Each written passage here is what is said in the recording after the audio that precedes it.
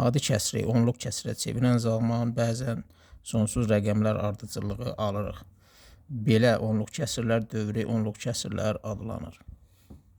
Məsələn, 3/1 kəsrini onluq kəsrə çevirək. Bunun üçün adi bölmədən istifadə edək. 1 3-ə bölünmür 0 dəfə, 0 üçün 0, 1 qalır yenə.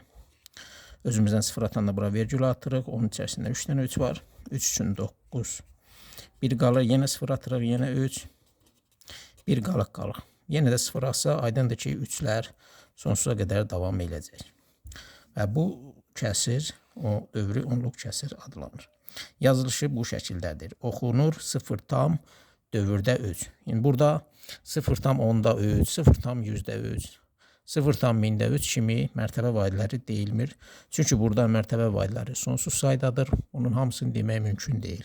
Ona görə də mərtəbəsiz deyilir 0 dövrdə 3. Bəzən dövrün içərisində tək bir rəqəm yox, 2 rəqəm, 3 rəqəm və sayda rəqəmlər ola bilər. Məsələn, 11'də 8 kəsrini çevirək başqa bir nümunə kimi.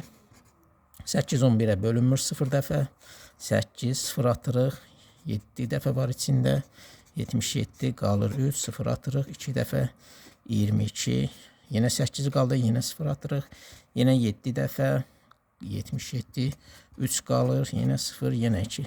Göründüyü kimi 72 burada sonsuz sayda davam edir və biz onu yazırıq 0 dövrdə 72. Diqqət etsək, burada %72 demədik. Bu tip kəsirlər dövri onluq kəsirlər adlanır.